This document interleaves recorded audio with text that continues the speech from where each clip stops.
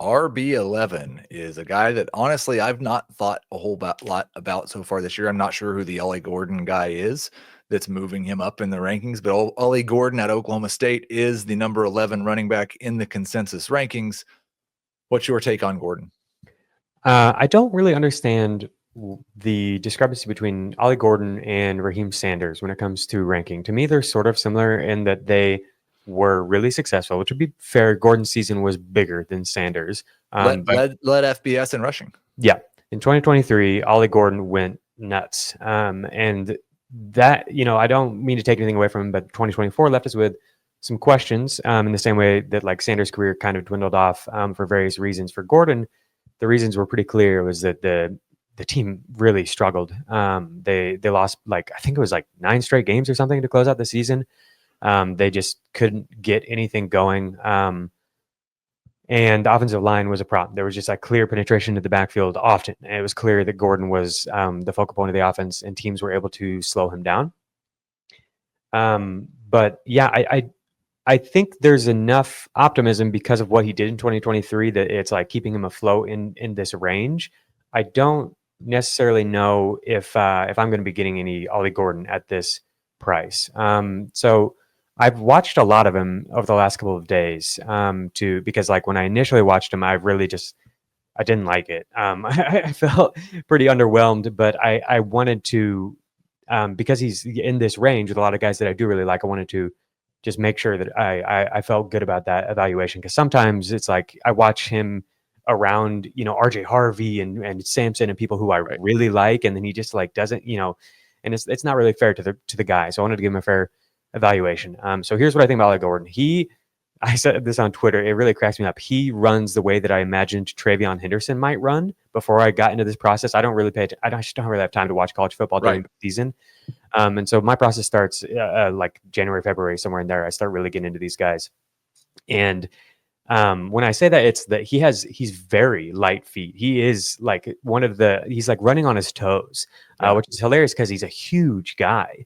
And then Henderson honestly kind of runs the way that I thought Ollie Gordon might run, where he's just trying to really run people over, run right through guys. And then that's sort of borne out in the stats for Gordon. He had the 4th lowest success rate on short yardage runs throughout his career, which definitely was influenced by the 2024 season where teams are loading, the box against them.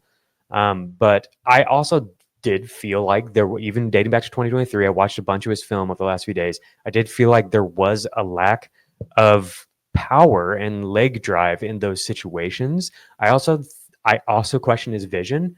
Him and Devin Neal are 2 of the hardest ones for me because I know a lot of people really, really think that they're just great players and almost everything about their game is great. But when I watched these 2, I thought both of them had questionable vision. They're missing cutback lanes. They're overrunning things. And Gordon, it was not just the 2024 season. It feels like sometimes he commits to something and he just is missing where the run is flowing to naturally. And then when, you see some of these stats where he looks middling or even lower in the class, I don't know. It makes sense that it kind of adds up, but it needs to be in a gap heavy scheme.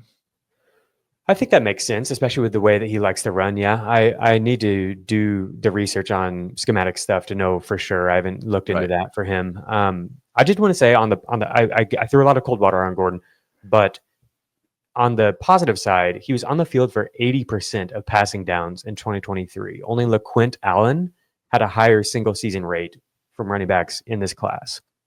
So the potential for him to play a 3-down role is legitimately there. I, a couple days ago, sent out a tweet where I tried to group the running back class into tiers categorically, not based off of overall talent or anything like that. And there was a sub tier to 3-down skill sets that I called maybe we can run an offense through this running back. And it was Quinshon Judkins, Damian Martinez, and Ollie Gordon. I think that matters.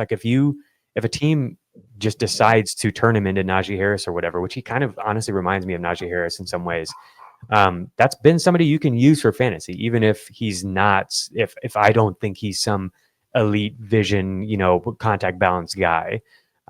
So I don't want to there's no reason to overreact to my evaluation and think that he's not a good player, because like, and if an NFL team proves that they don't buy that, that's what matters.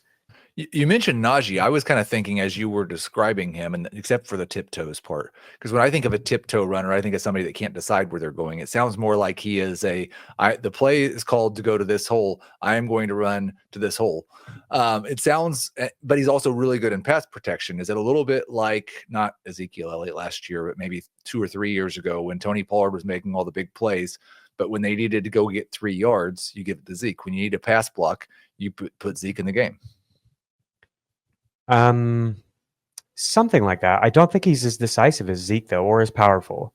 Yeah. I honestly think like what we saw last year with Najee Harris is kind of what I felt. It just immediately reminded me of that. I watched a weird amount of Najee Harris last year because it completely changed his running style and just started trying to create big plays a lot and like almost avoid contact, which is not what he was coming into the NFL for sure.